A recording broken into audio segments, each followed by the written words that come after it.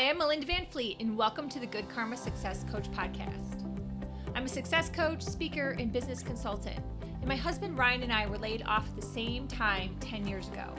We moved to the Florida Keys without jobs, not knowing anyone, hardly any money, and we never even been here. But we made it, and now we're living our best lives. And all along on our journey, I've said that someday when we get our quote-unquote shit together, we will help others. And since then, we've both done a lot of self-work and built successful businesses. So that day is here, and one of my ways of paying it forward is through this podcast. Each week, my intent is to be relatable and bring you tactical tips, tools, share my learnings and stories that can help inspire or transform you wherever you are in your career or general life and make an impact. I strongly believe that if I can do it, you can do it too. So what's stopping you?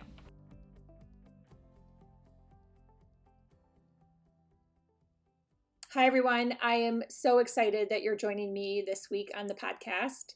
I have a very special guest. Her name is Emily Frisella. If you don't know who Emily is, I hope you start to follow her after this podcast because she is really, really amazing. And if you do not end up feeling inspired after listening to this podcast, I don't know what to tell you, but maybe you want to check your pulse. So Emily is the creator of the brand Fit Home and Health. It's a life planning brand. She also has published 2 cookbooks. She is the co-host of a podcast called Food in Session.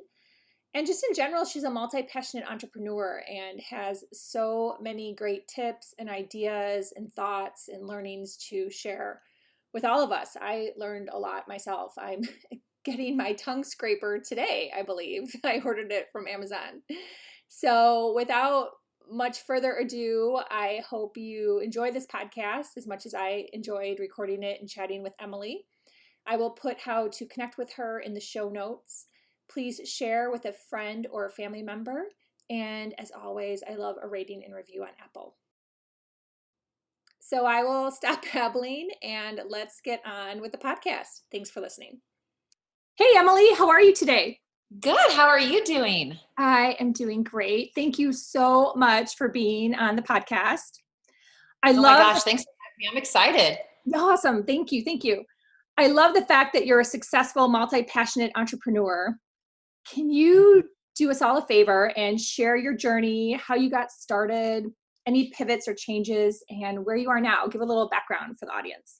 How much time do we have? No. I know. I'm kind of starting with a loaded question, but we'll see where this goes. Okay. I know you do so much. So we'll do like the Cliff Notes version. Awesome. I feel like otherwise it just goes on. Okay. So I grew up on a farm and my dad was an entrepreneur. He owned trucking companies and brokerage firms. So I always knew from a young age that I wanted to be an entrepreneur and have my own company because I saw exactly what that was, which was, he worked from sun up to sundown. His office was an hour and 20 minutes one way to downtown St. Louis. And my mom was a stay-at-home mom. She took care of us girls. And, that's the lifestyle that I learned. I never knew a 9-to-5, which in hindsight now it's been very beneficial in my life because, especially my husband and I were both entrepreneurs. Like that's all I've ever known. So it's always been a very good, working relationship because I get that side of it. So I grew up, and that's kind of a little bit of my background. When I was 19, I moved out. I bought my first house. I started working when I was 14. I worked 2 jobs to save up money because I knew I wanted to buy a house. Because my parents at that time, in our hometown, they're like, you don't want to rent. You just, you need to buy something. So I bought my first house when I was 19 and, gutted it and redid it. And I was so proud of my little, bungalow house that I bought. And then a year after that, I decided to start my first brick and mortar business. I bought a building, some property, and some storage units. And I opened it was a flower shop, a luxury gift boutique. I did wedding rentals and tuxedo rentals. And I did that for several years. And at that time, I was in a relationship that wasn't very supportive of the entrepreneurial spirit, I guess you could say. And, I just caught a lot of grief and things like that. And I was just like, okay, fine, I'm selling the business. And so I put it up for sale. And in 3 hours, the business sold. I didn't expect it that quickly. So the realtor got it done. And then, 3 hours, she said, we've got a contract on it. And in 30 days, the business and the building and the property, everything was not mine anymore. So I left, that business, and I was kind of like, well, now what do I do? Because I always do. I want to be an entrepreneur, but I didn't have anything that I was like super fired up or passionate about at that moment. And a girlfriend of mine said, hey, I need a general manager of my gym. Would you mind stepping in and doing that? Because she was taking another job. She had just gone through a divorce, and she said that, she needed to work another job to be able to support herself and her 3 kids. So I started doing that. And then I just, she decided to end up selling it. So she sold that. And then I started working as a operations and accounting manager for a design firm, which I loved. I worked there for several years. I loved the people. I loved the career. I loved everything about it. But I was at the top tier of what I could be. Like I could never advance as far as a position. I was the highest that I would be there. It was a family-owned business. And I knew that as much as I loved it and loved the people, there was never going to be any more growth there for me. Like where I was at that point, that was it. And did I want to be at that point for the next 20 years? And that's no, because you know this, if you're an entrepreneur, like the challenge is keep going, keep pushing. What can I do now? What new goal can I have? And I knew that was going to be, the lid was going to be put on that pot if I chose to stay. So I had been, writing a cookbook and writing recipes and things like that for a while, and just at nights or weekends. And then my husband said, he's like, why don't you quit there and, do your cookbook, do that full time. And I was like, are you serious? And this was over Christmas, because in the industry that I worked in, Christmas to New Year's was very slow. So we would close. And this is over Christmas break. And I said, well, are you sure? And he said, yeah. I'm like, well, I mean, that would be awesome. And I would absolutely love that. And he's like, yeah, I think it's gonna be really beneficial overall, for everything, just because, we had dogs at the house. It was just kind of like, it worked better for our whole entire scenario of our lifestyle. Mhm. And so I went back to work and I gave my notice, and I gave them 60 days notice because I had to train a few people to take my position. And then I left, and then I began writing my first cookbook. And it came out in 2016, fall of 2016. My first cookbook was published and out. And I just, I loved it. And immediately I was like, okay, I got to write another one. So then I started writing another book, which took a little bit longer because of the concept, the way that it was coming about. And then from there, I just got, the cookbook was originally my, I'm just going to be, work as a healthy living chef. But then I was like, man, I just really like this whole entire space of like, it opened me up to a new side of entrepreneurship. Instead of just a brick and mortar, it was, now we have online. When I owned my business, we didn't have all the social media, and, that wasn't a thing then. So it was really exciting to me to be able to share with people what I learned as a very young entrepreneur at the age of 20. And those, 6 years I had my business, what I learned then, I could share that with people. And then what I've learned now. So I'm like, I've learned both ends of the entrepreneur spectrum, as far as like the brick and mortar and, where you have your face to face with customers, you're making phone calls, you're sending snail mail, you're putting ads in the yellow pages, to now where it's, internet based, where it's on social media, it's brand building through the internet. It's, I work as a business coach. I, help run. I'm the COO of 44/7 Media, which is a media company. And we have the Arte Syndicate, where we help entrepreneurs level up to the next level in their businesses. I have a women in business workshop where I help women that are entrepreneurs or getting ready to start a business, no matter where they're at in the stages, to help with real life tools and tactics and, things they can put in their business. Because I just felt like there's so much like frou and feel good stuff out there, where it's like there's a lot of women out there that just want to win, and Melinda, you're one of those, you know what I mean? Like you just like, you want to win, you're willing to do what the nitty gritty work that it takes to succeed. So I wanted to start that. So like, I just feel like, everything happens for a reason. So the fact that I sold my first brick and mortar business to where I am now, it just is so exciting to me, because I just like, it's, I just feel like there's endless amounts of, chances to flourish, if that makes sense. Yeah, potential for sure. Yeah, exactly. Yeah. Wow. Yeah. The fact that you had that shop at such a young age is amazing. So I just have to say kudos, because I didn't know that. So yeah, that's how I got started in business. Cause that's why I started working 2 jobs when I was 14. Cause I wanted to save up, because I wanted to buy my house and I wanted to be able to start a business. And so I knew that I was going to have some down payments for that. And so that's why I started working so early, so I could just save all my money in order to do that.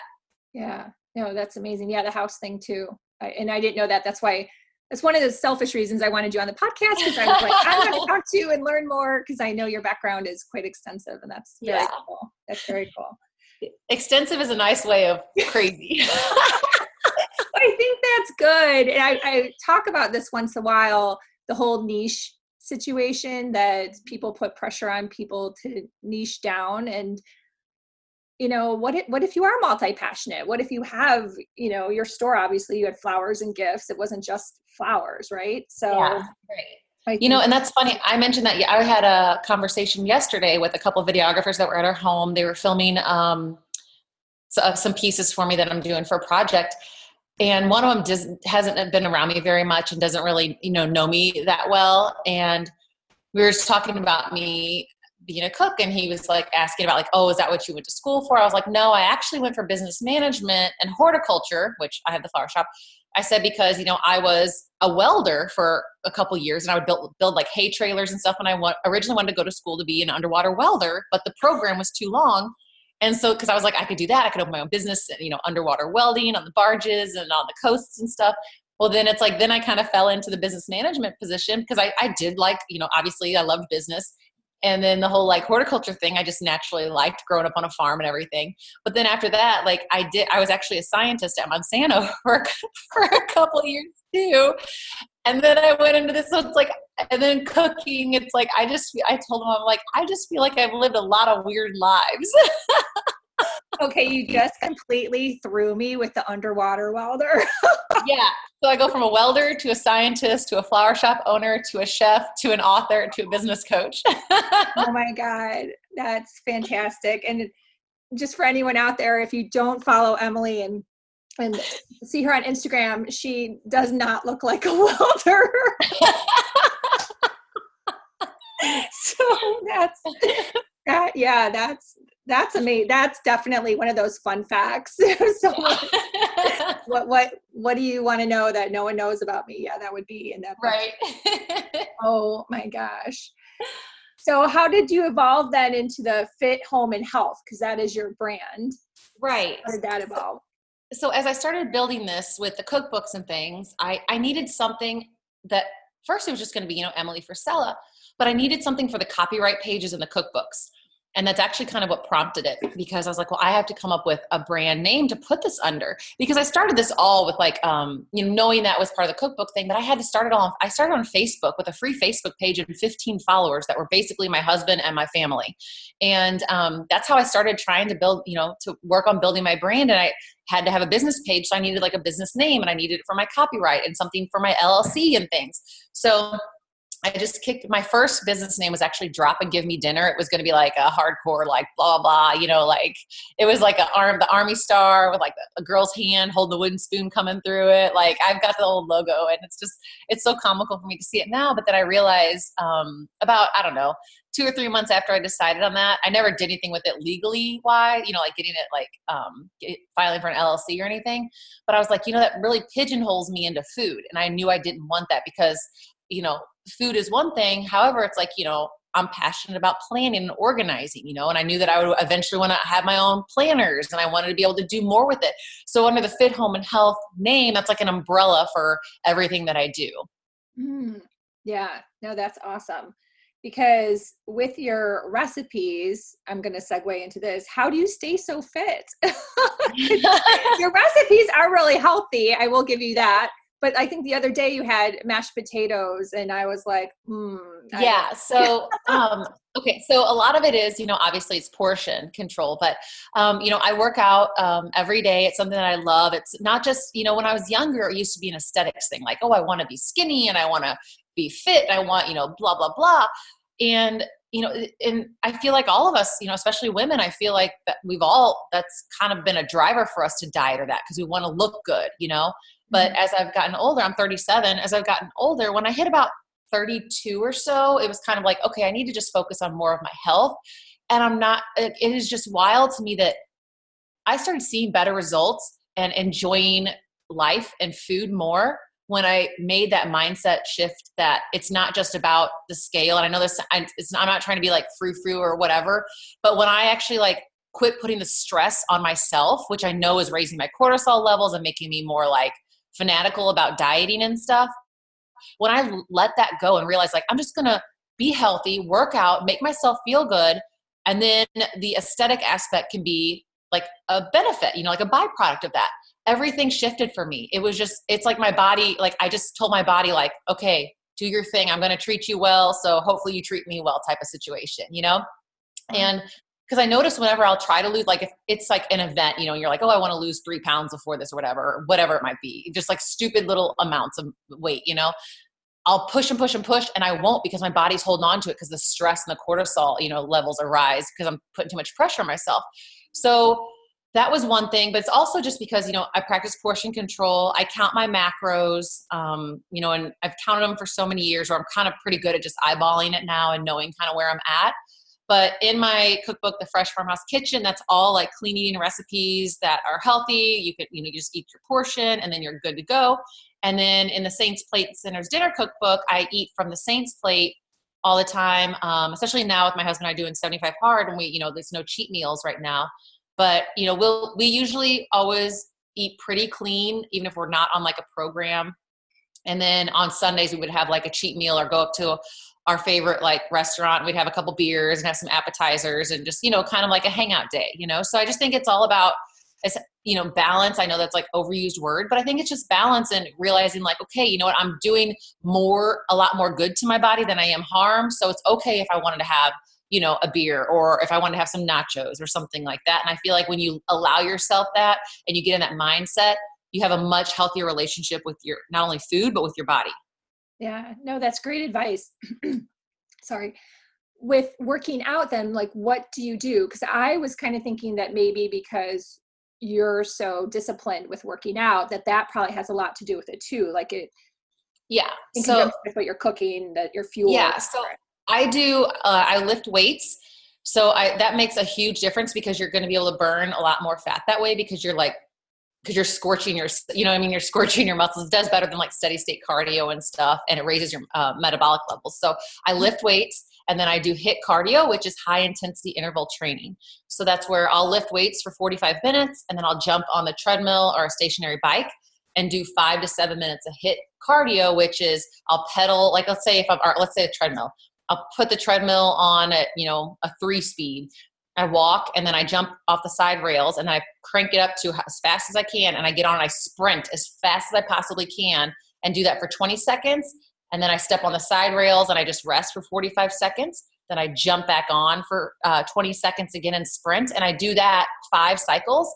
And then that raises your metabolic rate ridiculously high. So you're burning fat for like 24 hours after instead of just like steady state cardio where you burn it for just a little while after. So that's one thing. So that the HIIT cardio does make a huge difference. And then also I do a 45-minute walk every day. So I like the walk because it's peaceful to me. I'll take phone calls on it if I need to, if I'm trying to catch up on work. Other than that, I don't listen to anything. I just walk outside and it's super peaceful. It's almost like, I don't meditate, but I would compare that to like a meditative state when you're just like alone with your own thoughts. It's like I walk around our house where there's a lot of trees, there's a lot of nature. There's no traffic. So that's how, that is a part of it because I do work out and I am intentional with my workouts, but it is also, obviously, the food issue because you can't, like they always say, you can't outwork a bad diet. That's very true. Like you can't work out twice a day and eat crap food and expect to stay in shape, Yeah, true. It's a lot easier to eat calories than it is to burn calories. I remember I was friends with someone who was a runner and she would come home and dive into all this pasta because in her mind, she just ran and she ended up gaining weight. So I definitely. It's so true. And it's just, like I said, it's just a balance. You don't have to starve yourself or anything. And I never feel like deprived. And I think that's the beauty part of macro diet. So a lot of people struggle with wanting to just, eat clean, or they eat chicken and, broccoli or salmon and asparagus. And I did that for years. And honestly, it began to create an unhealthy relationship with food. Not in any sort of disorders, but I feel like that, it could have eventually probably become that because I was so like psychotic about it has to be the exact amount of salmon, the exact amount of asparagus. That's all I would eat. Whereas if I could eat like a cheat meal or eat some nachos or whatever, I felt so much guilt and I felt like I was doing something wrong that I realized, that was not a healthy mindset for me to be in, to where I felt like it was bad that I was eating food. Like that's not a healthy, that's not a healthy relationship with food. So I decided to transition to a macro diet, which is, if you're not familiar with what a macronutrient diet is, it's your protein, carbs, and fats. You have certain numbers for each one. It's not a calorie counting one. It's more like a bank account. You get so many carbs, fats, and proteins every day, and you need to eat that amount. Not under it. You need to eat that amount to get the results. And with that, you could eat literally anything. Like if I wanted pizza and ice cream, as long as I had the amount of protein, carbs, and fats to like account for that meal, I could have that. So it's something where you're not as restrictive and you don't feel deprived, but you can still, you're still going to get a lot of results. And I've had the best results doing a macro diet because I feel like it's put me in a better mindset and like relieved my body of stress. And it's made me, it made me honestly the healthiest I've ever been in my life. Wow. And I was going to ask you to explain what a macro diet is because I was not familiar. So that's fantastic. Thank you for sharing all that. Of course. Wow, I think you just motivated me, which is not the easiest thing to do in terms of like changing how my eating habits are or going for I already walk, I do that, but yeah. I do have a treadmill. I'm looking right at it and I'm thinking, I need to get off this podcast when I get off.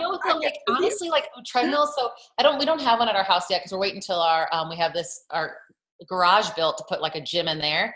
And so all our equipment is in storage from our old house. And, we don't have a treadmill here, but like, honestly, it's so nice to have a treadmill or we have a stationary bike, which I use a lot because I like to do that because then if, let's say I can't walk or have a ton of work, I will actually just do emails while I'm riding the bike, or even my computer fits perfectly on like the top of the handlebars in between the screen and the handlebars. And I can sit there and I can do emails. I can work while I'm getting a workout in. So it's something where you don't necessarily have to have like solo time. And I feel like people put so much pressure on themselves to like have this like super allocated time. You just need to move. And if that means that you need to walk on your treadmill or ride a stationary bike while you're working, but you're still pedaling at a consistent rate or walking at a consistent rate, that's okay too. You just need to move.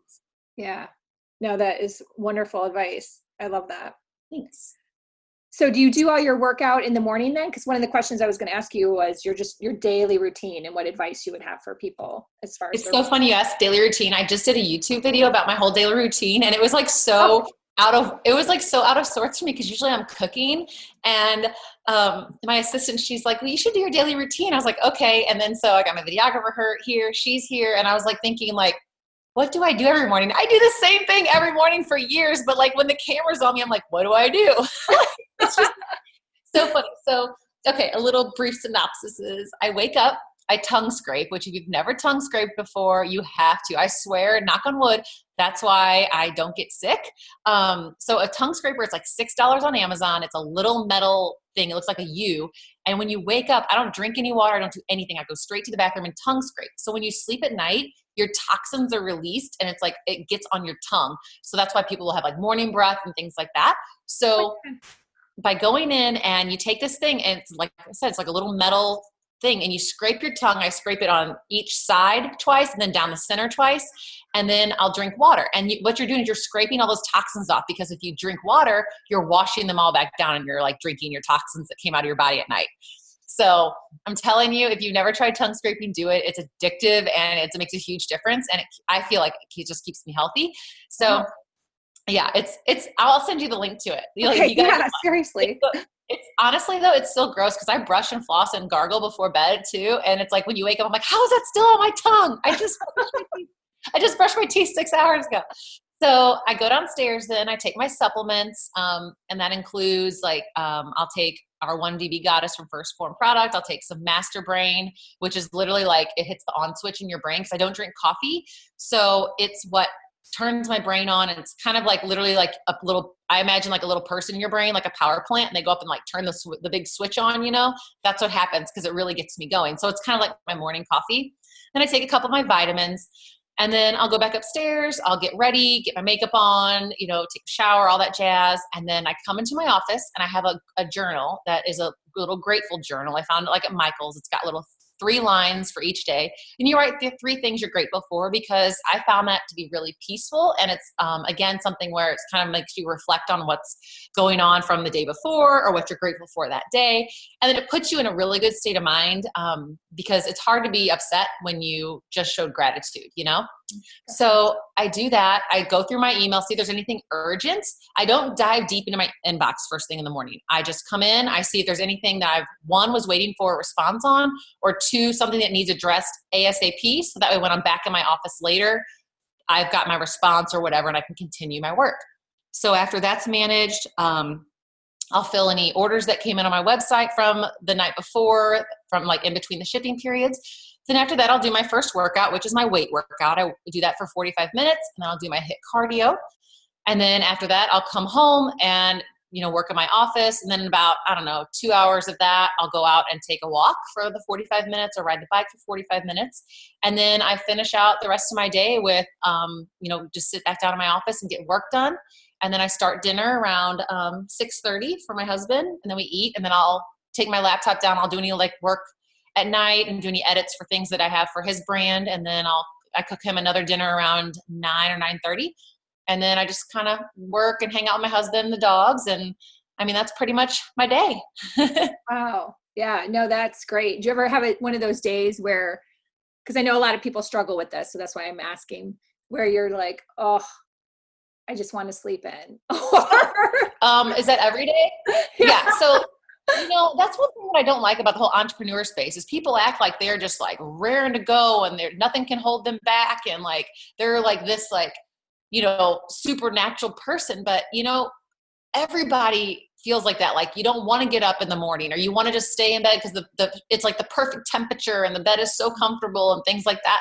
And yeah, so I think everybody has those. And also I feel as an entrepreneur though, it's almost more so like that, because you're oh my, because it's all on you. And you're I've got so much stuff to do today. How can I get out of this? But you can't. so yeah, you definitely have those days. I have those days probably once or twice a week. It's just that you just feel, sometimes you're just mentally drained from the day before if you had a really busy day. Like we were talking before we started recording, I book Thursdays and Fridays packed full. It's literally I give myself little 15-minute breaks to take care of my dogs or grab a quick protein shake or a meal or something. And then I'm back at it, on calls or doing whatever. And so, those days are the days I usually wake up and I'm okay, Emily, just, cause it's all stuff I want to do, but it's one of those things where you just have to get in the right mindset, so it's just okay, how it is. Cause you're doing this, you got to be on and you got to be focused. You got to make sure that there's no other distractions, going on. So yeah, I think, everybody has those. And I feel if people say they don't, then they're liars and you shouldn't be their friend. Thank you. Thank you. I'm pretty good, but what happens to me is I get guilty. I feel guilty. Oh my gosh. We are the same person. That's how I am. Yeah. I'm I'm kind of guilty for no reason though. What makes you feel guilty? What's going through your mind when you feel like that?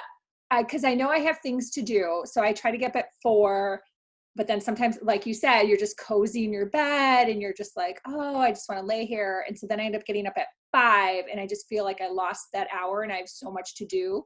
Yeah. Yeah. So that's when the guilt just That's exactly how so I go to bed super late. I go to bed usually 3 a.m. I'm a night owl. And my creative time is between 10 and 2 at night or in the morning, whatever. So we go to bed super late. Sometimes we'll go to bed around 1, but it's always between 1 and 3. So my thing is I'm getting a lot done, and it works out good with my team because some of my people on my team get up at 4. And so I'm sending them stuff at 2 or 3 in the morning, and then they're up an hour later working on it. So by the time I wake up at, 8 or 9, they're already got my stuff back to me. However, when I wake up at 8 or 9, because I go to bed at, let's say 2 or 3 o'clock, there's so many text messages and so many emails because people have started at 7 a.m. So I feel I'm 2 hours behind everybody else, even though I really only got, 6 hours of sleep, but it makes me feel guilty. Oh my gosh, they've been waiting on me and I was sleeping, and it's just wild. Yeah. Yeah. So I can totally relate. Yeah, that makes sense. And I sometimes people try to mirror someone who's a morning person, Yeah. and you're such a great example. don't do what you are wired to do. If you're a night person, Right. be the night person. That's good. I'm so glad you say that too, because I feel like there's that also that pressure in the social media space of like, if you slept till 6 a.m., you're losing. I'm like, look, I've only been asleep for 3 hours. Cut me Yeah. some slack. Cut You me know, some slack. well, and He people that, doesn't know. people have a natural rhythm to their sleeping patterns, and Andy and I are both on track where like we both, we get up at the same time and we go to bed at the same time. Like we've always done that the whole time we've been together. And it's something where we're like, we're not big morning people because I like slow mornings. I like to wake up and I don't book any single thing until 10 a.m. or later because I want to have that hour or 2 hours to myself of just taking my time and getting ready and, straightening up the house or doing whatever I need to do. And you can still be as effective as anybody else. You just have to be in your own time when you're comfortable, when you're at your zone of genius. Yep, absolutely. Absolutely. So if someone was to start out in business now, what maybe a couple tips would you give them, especially with social media? Because there's people that started, years ago, so they have bigger followings, and now the landscape has changed. Just in general, like whether social media or just in general, what tips would you give someone starting out? Okay, so the big thing is, you need to envision your brand. A lot of people just get on social media and they start posting, but everything needs to be done by design to build your brand. So what I mean by this is some people start on Instagram with, let's say I'm selling bottles of water. I'm saying that just because I'm like literally looking at one right now. So I'm opening a bottled water company and I just start posting like, here's a bottle of water by an alarm clock. Here's a bottle of water by and you just start posting with no real intention behind it or nothing that's going to educate or entertain people. They're not going to be interested in that. And people are I always use the comparison of Facebook is where you take a random picture when you're at a concert or at an event and you post it and then it's like carefree, whatever. Mm-hmm. Well, Instagram especially is more about building a brand. There needs to be a thoughtful presence behind it. There needs to be a reason for why you're posting it. There needs to be a good message. There needs to be a strong message because that's where you want to build at because, and you use your hashtags like Google. Hashtags are the Google of Instagram. People search for things like that. So if I'm a bottled water company, I would use hashtags like hashtag water, hashtag clean water, hashtag bottled water, because people can search those and then find me. So it's really about building your brand by design, deciding what you want your look to be. You don't have to have like a crazy theme. Like, you'll see these big bloggers that have a certain like filter on all their pictures and things like that. You don't necessarily have to have that, but you need to have some sort of direction as to where you're going with things. And I'm not saying you have to have your 10-year plan mapped out, but you need to know that, okay, I'm going to post this kind of content. I want to reach this kind of group. I want to, educate people on the purpose of, clean drinking water and things like that. So there needs to be a vision behind it. Another thing is buy your domain, obviously for your business, but then also buy your domain that is your name if it's available, because you never know when you'll want to change that. As if you have, fithomeandhealth.com, then let's say you want to do more than just bottled water that would be called Fit Home and Health. You want to have something under your domain name. I'm speaking from experience because I did not do that. And now someone owns my domain, or what would be my domain, and they're trying to sell it to me for like $150,000. And I told them to kick rocks. So I immediately tell new people, buy your name, like, melindavanfleet.com, go buy that and then buy everything with your business. Buy every domain there is. They're very cheap. You can get them on GoDaddy. They're like, $1.99 or 99 cents. So definitely do that. And then also, take the steps into what your branding is going to look like. If you did, there's a branding package. What are your colors? What are your themes? What's your logo? Develop that because you want to have some brand recognition with things, and that's not just your face. So it needs to be your logo or what your style logo is.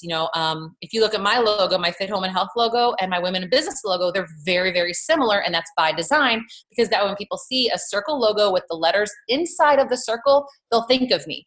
So it's thinking about little strategic things like that to be able to have that recognition. And it, people think of you, even if it's not. If you saw another logo that looked similar to a Fit Home and Health logo or Women in Business Workshop logo, you would think of me, which will make you come back and be like, oh, you know what? I haven't seen her on Instagram. Let's see if there's anything new on there to bring people back to your brand.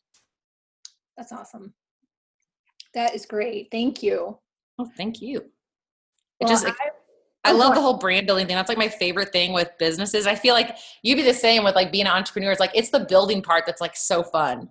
Yeah, it is. But I feel like I've had some kind of searching and tweaking and pivoting a little bit. Did you feel like that when you were starting out?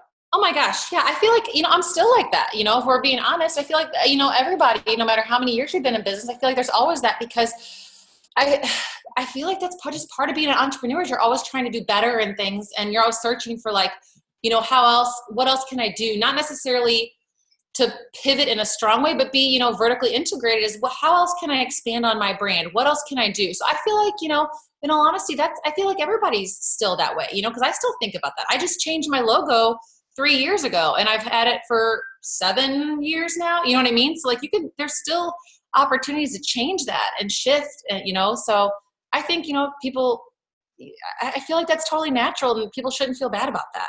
Yeah. No, I appreciate you saying that because I do feel like that's one of the things that isn't talked about very often. Yeah. So, What did you feel like? How did you feel with that? Like, yeah. what were little like roadblocks or like, questions you were asking yourself? Sure. It's for me it's been mirroring the two the piece of me that is more like spiritual and connected with like mindfulness and mindset along with the business aspect and Yeah. trying to just create my brand around that Mhm. in a lane that makes sense. Yeah. And I think that's really common now. I think because with Instagram, I feel like it's taken the spiritual aspect of things to the next level because I feel like before it was more of, and I'm not trying to get like into religion or politics, but I feel like it was more of a religious thing versus now, people, their spiritual side, they're really growing. And I feel like it's very natural for entrepreneurs, especially. And I feel like they need it even more. And I found this just from working with our entrepreneur group. A lot of them need a spiritual guidance in it because they know the business side of it, but the spiritual side is all encompassing. It's like, think about like, okay, so for girls, like you have your purse, you have all your stuff in your purse and you know exactly where your wallet's at, where your phone's at, where your lip gloss is at. Those are little bitty things, but the purse itself that's holding everything is the spiritual side of it. So you have to be able to really be able to expand on that and keep your mind open to things and to look for things that's good because that's your spiritual side. That's what's holding you together. That's what's holding all the contents in and what's going to, help you. So that's just, I feel like that's a very, very important thing for entrepreneurs, especially now. Because I feel like there's more pressure, there's more competition out there, there's more what is deemed to be competition that perhaps is not. There's so much where people are second guessing themselves because they're seeing this, there's this comparison, and comparison is, you fall into a pit of that. And then obviously it steals all of your thunder and your joy. So no, I love that you're trying to find a way to like marry those together. hmm Yeah, because I feel like with my corporate background, if I had the tools that I have now that I've developed in these last 10 years since Ryan and I became entrepreneurs and moved to the Keys and started over, I would have been so much stronger and a better leader and even just Yeah. a better coworker, right? Yeah. So Do you think that maybe that's also though, like just coming, I'm just like open conversation here, but like, do you yeah, think that sure. it's just something where, because you were corporate, that was almost like extinguished just because of like you have to be like politically correct and they don't want any sort of like, views and religion and things like that, especially in a corporate world where you didn't really know much about the spiritual aspect of things because, it like wasn't, quote allowed. Do you think that's? Yeah, I do because no one shared things, back then mindfulness, like what was that? No one talked about that. It's Exactly right. do what you're told and get your job done and work long hours and that whole bucket, which unfortunately still exists today. And what I've found working with people is the toxic and passive aggressive environment has just been growing. And it's very fascinating to me with all this other discussion about mindfulness, let's say, that Hmm. the toxicity in workplace is just out of control. So it's a very interesting um, It is. two sides that's going on out there. Yeah, and it's hard to extinguish that in the corporate environment because you can't say certain things. You can't do certain things, and certain things can't be addressed. So therefore, it's like you constantly have like these just little drops of gas put on the fire to keep it going, and it makes it where it does become a toxic work environment. People don't want to be there, and Right. it just kills any sort of culture that they have. Yeah. Yeah. It's very sad because it's probably one of the biggest stressors that people have in regards to their workplace, you know? Yeah, I Wow. agree. Wow. Well, I could talk to you all day. So, I know this has been great. yes, thank you so much. Can you Oh my share gosh, with thank you. No, everyone it was how, fun. I really enjoyed the conversation. yeah, I love your insights and I just love getting to know you over the past year and just really appreciate everything that you contribute to Thank your you. audience. And I'm obviously part of that. So that's very cool. Can you share with everyone how they can get in touch with you? Yeah, sure. The best way is actually, just on Instagram, it's Emily Frisella. It's Frisella. And then I have a link in my bio there where you can find me on any other platform. Awesome. Well, thank you so much. I just really appreciate your time and your insights. Well, thank you again.